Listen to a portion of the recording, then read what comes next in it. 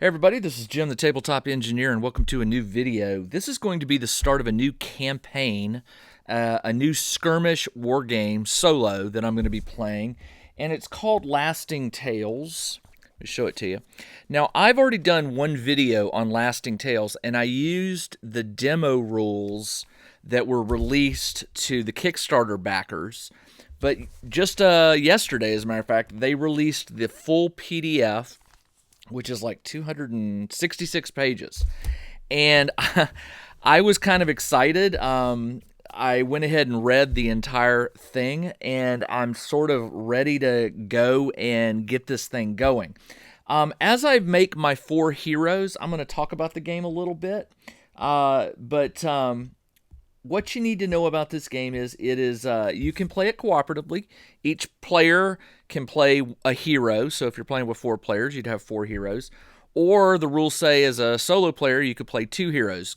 I'm going to play 4 heroes. I know this may slow things down a little bit, but I want to get a good cross section of the different classes and things like that. So I will tell you right now that one of the things that really impresses me about this rule book and this game is there are a lot of new gaming mechanics that I've not seen before. I'm not saying they're original. They may exist in another game, but they're new to me. And I'm really, really looking forward to playing this. I like solo war games. I've recently started playing 5 Leagues from the Borderlands, and I like that game. These games are so different that I don't feel like I'm playing the same game twice. And I really do want to start a campaign on this. So it's going to start out with creating 4 heroes. And what's interesting is they all start out with the same base characteristics. You've got melee, range, strength, agility, defense, intelligence, and willpower. And you start out with 3 for all those. And then you go and you pick your race and your class, and then you roll some random things here for things such as your health. Actually, yeah, for your health, your fate points, which are sort of like the story points in 5 Leagues from the Borderlands. And then power is mainly used for the wizard, who is a spellcaster. So let's go ahead and get this started. I'm going to need to grab a d6. And I've got one. And starting with a character profile, basically at this point, what I'm going to do is choose the secondary characteristics based on, like for instance, calculating strength bonus. Well, if your strength is a 3, you get 0. But if it's a 4, you get +1 for damage and things like that. But I'm going to skip that for now, and I'm going to choose the classes first that I want to do, and then we'll go back and do the races. So I definitely want a fighter. That is a very basic class in this game. There are, let's see, there's 1, 2, 3, 4, 5, 6, 7, 8, 9, 10 classes. You're going to find the number 10 a lot in this game. There are 10 scenarios in the campaign. There are, I forget, there's a lot of 10s, and I like that that's easy to remember. The classes include fighter, barbarian, ranger, rogue, wizard, cleric, paladin, bard, druid, and monk. And so while I'm playing through this, what I want to do is I want to do the basic fantasy RPG tropes, which is the fighter, the rogue, the wizard, and the cleric. And let me just write this down real quick. So each one of them is going to have some modifications to the stats, as well as to some of their other abilities that I'll be rolling for randomly in a moment. So let's start with the fighter. With the fighter, it tells me that the fighter gets +1 melee, so that goes up to 4. The health fighters increase their starting health by +7, so I'm going to go ahead and put +7 in here right now. I haven't rolled for it yet. Well, I guess I could. It says it's plus class, but I think the races sometimes can do things. It looks like the races do not affect the health. So let's go ahead and do that. For health, it says you roll a d6 and you add your class. I rolled a 2, so the health for this fighter will start out at 9. And it also says the class skill, Armsman, And there's a character sheet that comes in the book that you can print, and I'll be including an updated character sheet for all 4 of these as a PDF that you can download with this video to check it out. So armsman, the fighter gains +2 modifier to attack rolls in melee. That's nice. +2 melee. When targeting an enemy with a lower melee. So I'll have to remember, on the bigger character sheet, there's more space for me to write down these notes. Signature equipment. I can choose a hand weapon or a great weapon. Well, I want to use a hand weapon because I also want to use a shield and armor. And so we'll get to that shortly. Let's go ahead and pick the race. Obviously, I want to buff this fighter up. And the humans, the humans get no modifications, but it says once per adventure. An adventure is like a scenario or a mission. Once per adventure, the hero may gain advantage to a single test. And just real quick, in this game, you do a lot of D6s. So what advantage means is that you'll roll an additional D6 and pick the higher of 2 results. Elves get a bonus to agility and range, but they lose defense. Dwarves get plus defense and a stout special rule. Halflings are +1 fate point. Half orcs are +1 strength. So I think for my fighter, I'm gonna make them a half orc, and the reason being is they get that +1 strength modifier, or +1 strength, so it goes up to 4, and that's going to allow me to do more damage. So there we go. So that's all I do for the half orc fighter. Let's choose the rogue. So if I go over to the rogue gets +1 to agility, which makes sense. So that goes up to 4. They get +5 health points. So D6 +5. I rolled a 1. +5 is 6. That stinks. And let's see, stealthy. They are stealthy. That's a really, I read this. This is a really cool rule. So there's a choice you can make in the game. You're going to get to do a move, an attack, and an action. 3 things. If you choose to give up your action, it's not called a free action, your action, you can do things like run, which is like dash or sprint. But you can also do certain things like aid or summon if you're a magic user, or cast a spell. The rogue has this thing where if you choose the hidden action, it then says every time you complete a run, attack, or action, you take an agility test, and if you pass it, you keep the hidden action. You don't have to you don't have to take it again, so it frees up an action. I think that's kind of cool. I get to choose a hand weapon or 2 daggers. I will probably choose the hand weapon, and I can choose light armor or bow, whatever. I may choose a bow. I definitely want a long-range weapon, so I think the rogue's going to go with a bow. Let's see. Fate points. I forgot to roll this. So for the fighter, it says it's D3 +1. So you roll a D6, divide by 2. I rolled a 3, so that's actually a 2 +1. So the fighter has 3 fate points. These recharge after an adventure or mission or scenario. There's also times they'll recharge when you're in towns and things like that. You can also, there's things that will increase your fate points, either like the maximum. Right now the maximum is 3. There are temporary fate point increases where I could go up to 4, and then there are permanent ways to increase your fate. There's no power roll for the fighter or the rogue or the cleric, if I remember right. All I've got to do now is the fate points for the rogue. I rolled a 1, so 1 + 1, he gets 2 fate points. Oh, but you know what? I get to choose the race. So let's find out. That's not many fate points. I do like the fact that for the race, the halfling gets +1 fate point and gains the small special rule. And if I remember right, the small special rule aids in combat. I can't recall all the details of it. But the other thing, I could choose an elf. They get higher agility, they get a range, but they lose on the defense. I think I'm going to choose an elf for the rogue. And the reason being is I like that +1 range, which is going to help with the weapon, and the +1 agility. So their agility goes up to 5. So I've got an elf rogue with an agility of 5. But it says they must deduct 1 defense. So his defense goes down from 3 to 2. And of course, defense relates to combat, so that may not be good. Let's go to the wizard. The wizard gets +1 intelligence. That makes sense. And they get +5 to their hit points. So his hit points are a d6.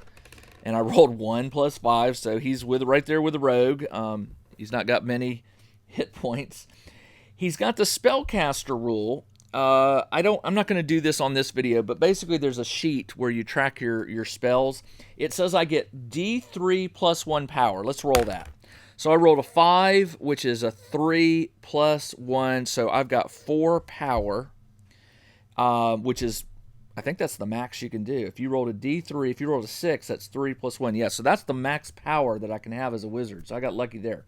And then it says I get to choose one level 1 spell, and it will be the wizard's signature spell. So every time I use it, I get advantage on it when I cast it. That's kind of cool. As for weapons, I'll get a staff, dagger, or a hand weapon, but no armor. Let's go ahead and roll for the fate points. I rolled a 2, which is actually a 1 + 1, so the wizard also gets only 2 fate points. But let's go back and see what we want for a race. I like the human. I think I'm going to stay with human, and the reason being is the human gets no mods to the stats, but again, it's that advantage to a single test. When you cast a spell once per adventure, you can only do it once, but when I cast a spell, I have to roll, I believe, an intelligence. I'm glossing over this very fast, but the way a test works is you roll 2d6, and you have to roll a 10 or higher total for whatever the test to succeed. And then there's modifiers. So obviously, I get advantage on that roll. So when I roll 2d6, I get to roll an extra d6 and take the 2 highest and add them together. I can't remember if I think I also add my intelligence modifier to it, but I may be getting ahead of myself there. The stats do add into things that you do. All right, so a wizard and a human. Let's go for the cleric. The cleric is like a spellcaster in this thing, but they don't use power. They just can cast. They use it's called miracles, is what it is. They don't do spells; they do miracles. And basically, if you succeed on a test, something good happens to both you and whatever you're casting. And if you fail the test, you fall out of favor with your god, and your turn is over, and you don't get to cast anymore. So you also have a path. There are paths for the cleric. Now, I've read all these. So first off, the cleric gets +1 to will. So that goes up to 4. I get +6 hit points. So I'm going to roll this. That's a 1. So 1 + 6 is 7. Man, not rolling good for the hit points. Let's do the fate. Fate is, that's a 2 + 1, so 3 fate points for the cleric. Now, the cleric's divine path. I could choose Lightbringer, which means they get night vision. I can use Healer, which means I get a free action. The cleric may restore 1 health to a friendly model in contact.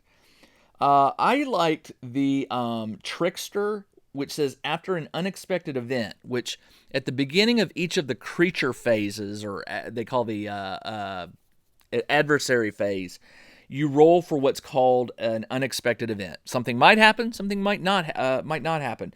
But if it does happen, it says the cleric can immediately perform 1 free move, attack, or action. I really kind of like that. So I'm gonna say that they're the trickster path.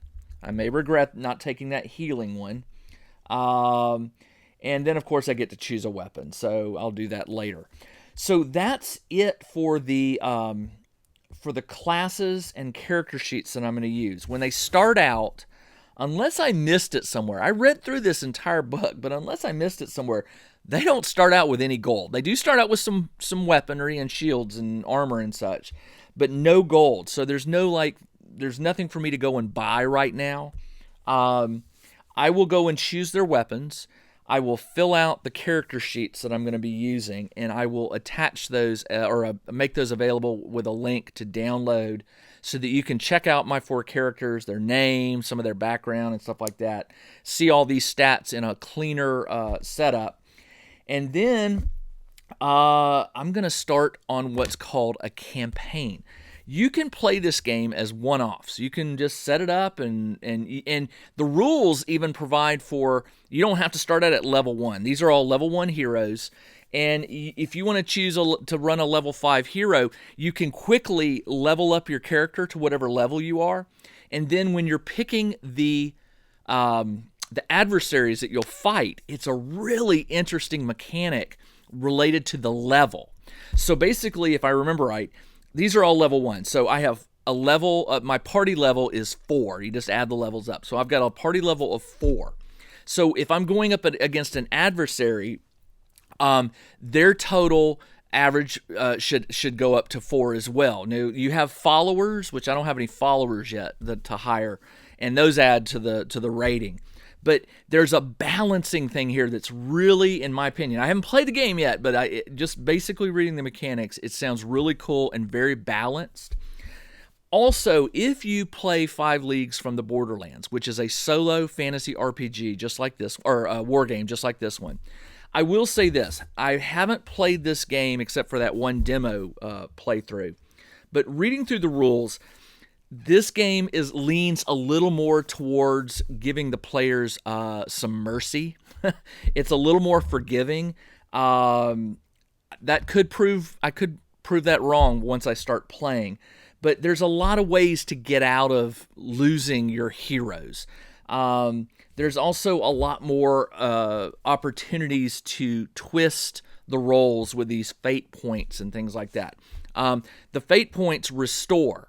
Whereas in 5 Leagues, you use story points to sort of twist the roles or to tweak the roles, and those go away unless you find new ones or roll randomly to get new story points. So off the top of my head, I think this game is a little more forgiving for a new player to war games, especially a solo war game, but we shall see. We shall see how things go once I start playing.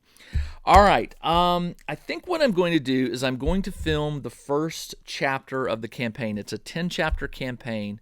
There are multiple parts to some of the chapters, so that doesn't mean there's going to be 10 battles. There could very well be more. You're also, between the battles or the scenarios, you are doing things where you're rolling for post battle events, or post adventure events. You roll for travel, like when you travel between settlements. You can only stay in settlements for a certain amount of time, depending on, there's 3 types. There's a village, town, and city. And so when you go to one of those 3, it has the number of available adventures that you can sort of play. You roll them up randomly if you like, or you can choose them. And then when they're done, you have to go off to another settlement. And it could be a village, it could be a city, it could be a town, and it will define how many scenarios that you can play. There's leveling up. Your characters will get XP. Your characters will get treasure. There are chests to find. There are traps to disarm. There are minions, and there are elite enemies. There are elite minions. There's villains that level up as the campaign goes. They have stats that improve as the game progresses, and you roll on random charts to see how the villains progress. So, all in all, I'm quite excited to play this game and to see how it goes. I'm especially interested to continue playing 5 Leagues at the same time and going back and forth and seeing how the 2 games compare and how they differ.